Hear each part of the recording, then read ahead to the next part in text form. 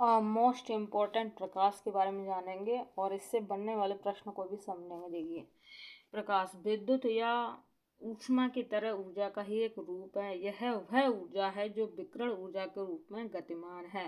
प्रकाश अपने आप में अदृश्य होता है किंतु अन्य वस्तुओं को दृश्यमान बनाता है।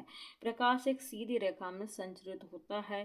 प्रकाश तरंगें निर्वात से होकर गुजरती हैं किंतु ध्वनि तरंगें ऐसा नहीं कर पाती। प्रकाश तरंगें निर्मात में होकर गुजरती हैं किंतु ध्वनि तरंगें ऐसा नहीं कर पाती हैं। ठीक है, प्रकाश की द्वैत प्रकृति समझेंगे। वास्तव में प्रकाश द्वैत प्रकृति का प्रकृति वाला है। ठीक है, जैसे पहला तरंग प्रकृति और कण प्रकृति, दो भागों में हम इसको समझेंगे। देखिए, स्पष्ट है कि प्रकाश दोहरी विशेषता रखता है, कभी कभी यह कणों के रूप में और कभी कभी तरंगों के रूप में। ठीक है, कण प्रकृति और तरंग प्रकृति, जैसे कि मैंने बताया, प्रकाश तरंगें अनुपस्थ तरंगें होती हैं। प्रकाश तरंगें कैसी होती हैं? अनुपस्थ तरंगें होती हैं, जबकि ध्वनि तरंगें अनुदैर्घ्य तरंगें होती है। ध्वनि कैसी होती है? अनुदैर्घ्य होती है। ठीक है, इस प्रकार से, जैसे कि यहाँ पर आपको दिख रहे होंगे प्रकाश की चाल विभिन्न भिन्न माध्यमों में। जैसे पहले यहाँ पर देखेंगे निर्वात। ठीक है, निर्वात में कितना होता है? 3 × 10⁸ होता है, कई बार एग्जाम में आया है। ठीक है, जल में कितना होता है? 2.25 × 10⁸, कांच में 2 × 10⁸। ठीक है, और हीरा में 1.24 × 10⁸ सबसे ज़्यादा आ जाता है जल में। ठीक है, हाँ, एक मिनट, प्रकाश की निर्वाचन निर्वात में पूछता है तो 3 × 10⁸, और जल में होता है 2.25 × 10⁸। ठीक है, स्क्रीनशॉट लेके सभी का आप याद कर लें।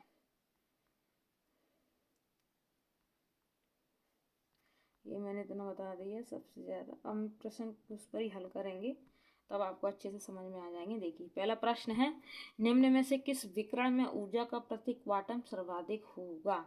किस विकिरण में ऊर्जा का प्रति क्वांटम सर्वाधिक होगा? बी ऑप्शन राइट हो जाएगा, 200 से 280 nm में। ठीक है, और यहाँ पर सब में ज़्यादा दे रहा है। देखो, यहाँ पर 320 है, 600, लेकिन ऊर्जा प्रति क्वांटम सर्वाधिक 200 से 280 nm। प्रश्न को अच्छे से पढ़ लें, उत्तर को आप रट लें। ठीक है, चलिए, सौर विकिरण निम्न में से किस परास में दिखता है?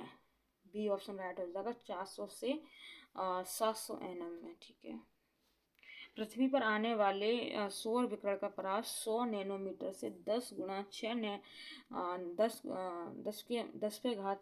nm तक विस्तृत है। इस सौर विकिरण को परावैनी विकिरण परास 100 nm से 400 nm होता है। दृश्य प्रकाश परास 400 nm से 700 nm। ठीक है, अवृत्त विकिरण परास 700 nm से 10⁻6 nm विभाजित किया जाता है। ठीक है, तो मैंने प्रश्न में कैसे बताया था? सौर विकिरण निम्न में से किस परास में दिखता है? 400 से 700 nm में।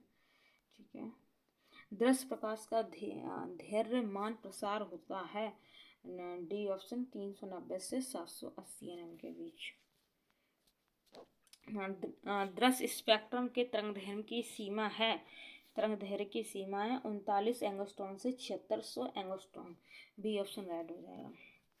मानव आंख दृश्य प्रकाश के जिस तरंगदैर्घ्य के लिए सर्वाधिक सुग्राही होती है वह है, बी ऑप्शन, 5500 एंगस्ट्रॉम। ठीक है, 5500, 5500 एंगस्ट्रॉम। ठीक है, प्रकाश विकिरण की प्रकृति होती है, सी ऑप्शन, तरंग एवं कण दोनों के समान होती है। सी ऑप्शन राइट हो जाएगा। प्रकाश सीधी रेखा में चलता प्रतीत होता है क्योंकि, सी ऑप्शन, प्रकाश का तरंग बहुत छोटा होता है, इस वजह से। ठीक है, निम्नलिखित में से किसका वेग अधिकतम होता है? सबसे ज़्यादा अधिकतम होता है कॉस्मिक रे गलत, इलेक्ट्रॉन गलत, ध्वनि गलत, प्रकाश राइट हो जाएगा, डी ऑप्शन राइट। निम्न में से कौन सा कथन सत्य है? ए ऑप्शन राइट हो जाएगा, प्रकाश का वेग अधिक होता है। प्रकाश का वेग क्या होता है? अधिक होता है।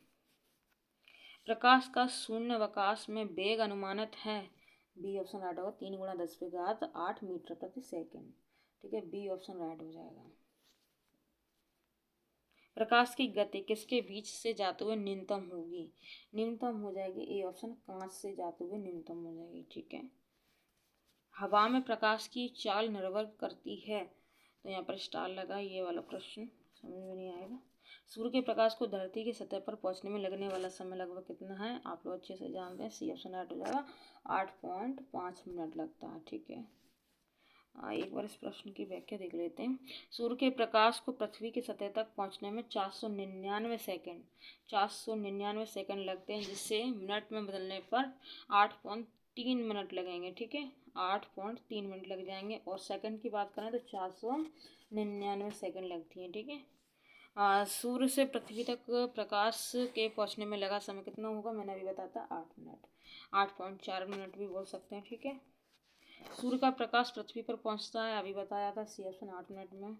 ठीक है, मैंने बताया। प्रकाश तरंगों के वायु से कांच में जाने पर जो चर प्रवाहित होते हैं वे हैं डी ऑप्शन तरंगदैर्घ्य और बेर हुआ। ठीक है, डी ऑप्शन राइट। जब प्रकाश एक माध्यम से दूसरे माध्यम में जाता तो निम्न में से कौन सा एक अपरिवर्तित रहता है, डी ऑप्शन रहता है, डी ऑप्शन आवृत्ति रहता है। ठीक है, जब प्रकाश एक माध्यम से दूसरे माध्यम में जाता तो निम्न में से कौन सा नहीं बदली या बदलता है, तो सी ऑप्शन राइट हो जाएगा, आवृत्ति, आवृत्ति राइट हो जाएगा। ठीक है, आवृत्ति नहीं बदलती है। जब प्रकाश की किरण सघन माध्यम से विरल माध्यम में गमन करती हैं तो क्या हो जाता है, इसकी चाल बढ़ जाती है तथा ये अवलंब से दूर हट जाती है। ठीक है, एक मिनट। निम्नलिखित ऊर्जा रूपांतरण में से किसके द्वारा प्रकाश संश्लेषण की क्रिया संपादित होती है, ए ऑप्शन राइट हो जाएगा, प्रकाश से रासायनिक ऊर्जा में। प्रकाश सजावट तथा विज्ञापन के लिए विसर्जन नलिकाओं में प्रयुक्त होने वाली गैस है, डी ऑप्शन राइट हो जाएगा, नियोन गैस है।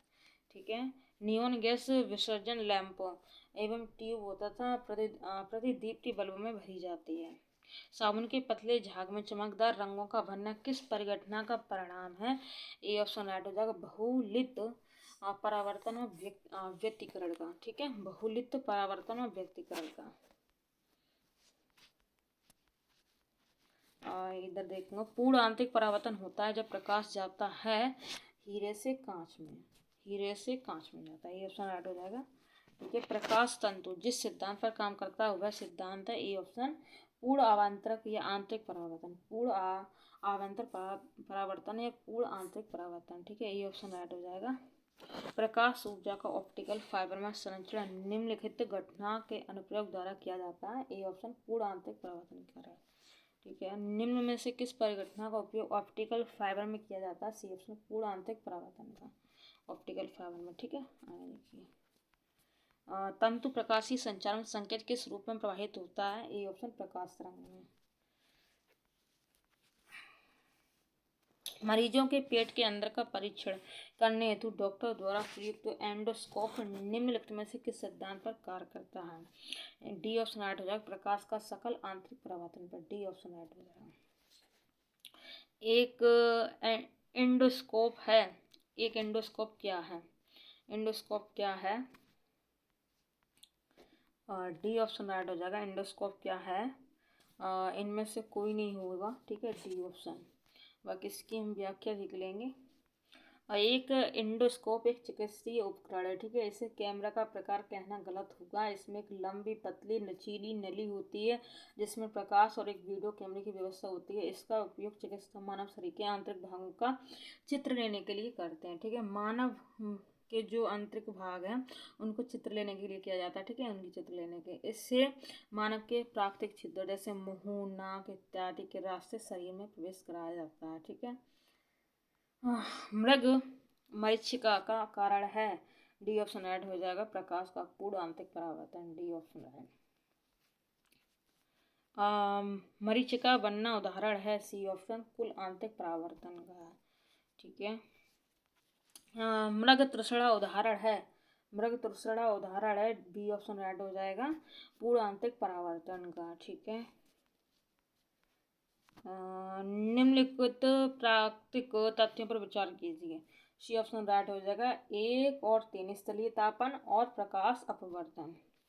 ठीक है, एक काटा हुआ हीरा क्यों जगमगाता है, क्यों जगमगाता है, सी ऑप्शन पूर्ण आंतरिक परावर्तन के कारण जगमगाता है। ठीक है, एक काटा हुआ हीरा क्यों जगमगाता है, पूर्ण आंतरिक परावर्तन के कारण। उचित रीति से कटे हीरे की असाधारण चमक का आधारभूत कारण यह है कि वी ऑप्शन उसका अति उच्च अपवर्तन सूचकांक होता है।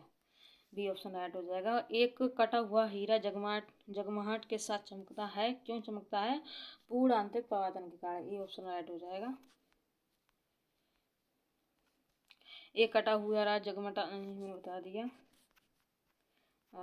किसी वस्तु के त्रिविमीय प्रतिरूप को अंकित तथा पुनरावृत्ति करने की तकनीक का नाम है, डी ऑप्शन होलोग्राफी है। क्या? किसी वस्तु के त्रिविमीय प्रतिरूप को अंकित तथा पुनरावृत्ति करने की तकनीक होलोग्राफी कहलाती है। ठीक है, डी ऑप्शन राइट हो जाएगा। इसके बारे में जानेंगे।